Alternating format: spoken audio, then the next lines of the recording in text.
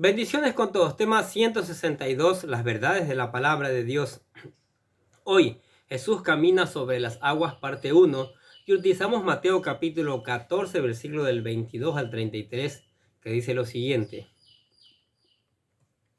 Enseguida Jesús hizo a sus discípulos entrar en la barca e ir delante de él a la otra ribera, entre tanto que él despedía a la multitud. Despedida la multitud, subió al monte a orar aparte, y cuando llegó la noche, estaba allí solo. Y ya la barca estaba en medio de la mar, azotada por las olas, porque el viento era contrario. Mas a la cuarta vigilia de la noche, Jesús vino a ellos andando sobre el mar, y los discípulos, viéndolo andar sobre el mar, se turbaron, diciendo: ¡Un fantasma! Y dieron voces de miedo. Pero enseguida Jesús les habló, diciendo: Ten ánimo, yo soy, no temáis. Entonces le respondió Pedro y dijo: Señor, si eres tú, manda que yo vaya a ti sobre las aguas. Y él le dijo: Ven. Y descendiendo Pedro de la barca, andaba sobre las aguas para ir a Jesús. Pero al ver el fuerte viento, tuvo miedo y comenzó a hundirse. Dio voces diciendo: Señor, sálvame. Al momento Jesús, extendiendo la mano, asió de él y le dijo: Hombre de poca fe, ¿por qué dudaste? Y cuando ellos subieron en la barca, se calmó el viento. Entonces los que estaban en la barca vinieron y le adoraron, diciendo: verdaderamente eres Hijo de Dios. Llegamos a uno de los pasajes épicos de la cristiandad, la historia de Jesús caminando sobre el mar. Este pasaje aparece también en Marcos capítulo 6, versículo del 45 al 52, y Juan capítulo 6, versículo del 16 al 21, llevando la misma secuencia de la narración de los sucesos, la multiplicación de los panes y de los peces y la tempestad que es calmada por Jesús, con algunas variantes. En Mateo y Marcos se nos cuenta que los discípulos se embarcaron mientras Jesús despedía a las multitudes. Los discípulos se asustaron pensando que Jesús era un fantasma. Juan no se nos da el detalle del fantasma y solo Mateo relata el intento de Pedro de ir hacia Jesús caminando sobre el agua. Una vez más, Mateo nos presenta en estos versículos la autoridad que Jesús tiene sobre la naturaleza. En primer lugar, porque camina sobre las aguas desafiando las leyes naturales. En segundo lugar, hace que Pedro también camine sobre las aguas y finalmente calma la tempestad. En estos versículos vemos a Jesús pidiéndole a sus discípulos que entraran en la barca y se fueran adelante de él a la otra ribera mientras despedía a las multitudes. Y de acuerdo a Marcos, sabemos que les pidió que se fueran a Betsaida. Escuche lo que dice Marcos 6:45. Enseguida hizo a sus discípulos entrar en la barca e ir delante de él a Betsaida, en la otra ribera, entre tanto que él despedía a la multitud. Pero, ¿por qué lo hizo? ¿Por qué no fue con ellos? Juan nos da una pista. Escuche Juan capítulo 6, versículos de 14 al 15. Aquellos hombres entonces, viendo la señal que Jesús había hecho, dijeron: Este verdaderamente es el profeta que había de venir al mundo. Pero entendiendo Jesús que iban a venir para apoderarse de él y hacerle rey, volvió a retirarse al monte él solo. El milagro de la multiplicación de los panes y los peces había sido tan sorprendente que la gente quería volverlo rey y así comenzar una rebelión en contra de los romanos, pensando que el Mesías los conduciría en esta misión de liberación. Pero lo cierto es que Jesús no estaba allí para conducir una revolución, sino para liderar una liberación, pero espiritual. Fue por eso que Jesucristo pensó enviar a sus discípulos adelante a la otra ribera mientras él calmaba a las multitudes y luego decidió apartarse a un lugar solitario a orar, como dice el texto. Despedido de la multitud, subió al monte a orar aparte, y cuando llegó la noche estaba allí solo. No cabe duda que la costumbre de apartarse a un lugar solitario y orar era muy importante para Jesús.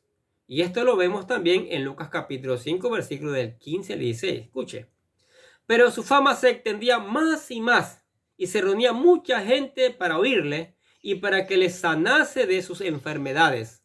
Mas él se apartaba a lugares desiertos y allí oraba.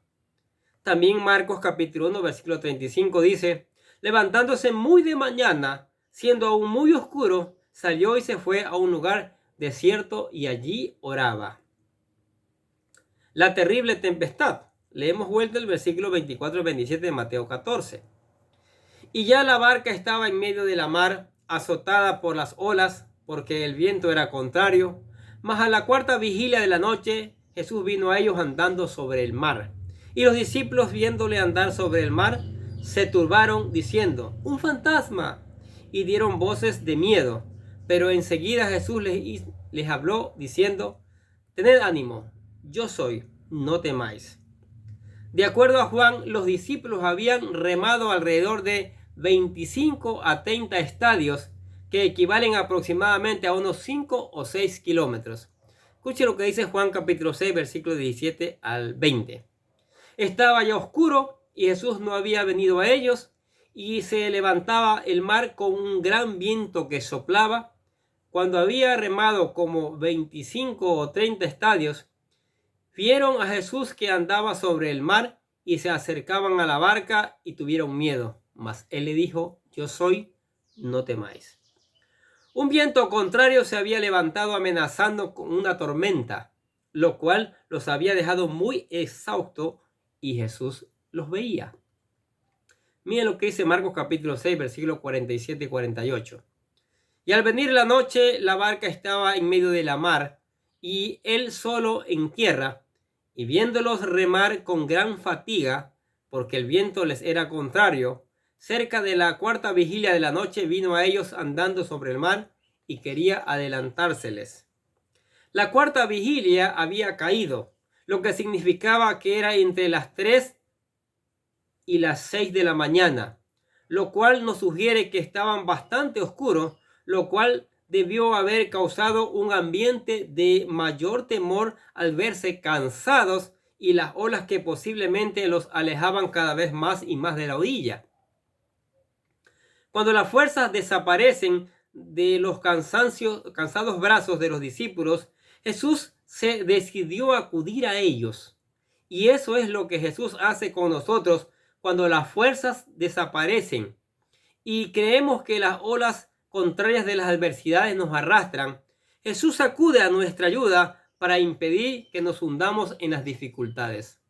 Y eso es maravilloso saberlo.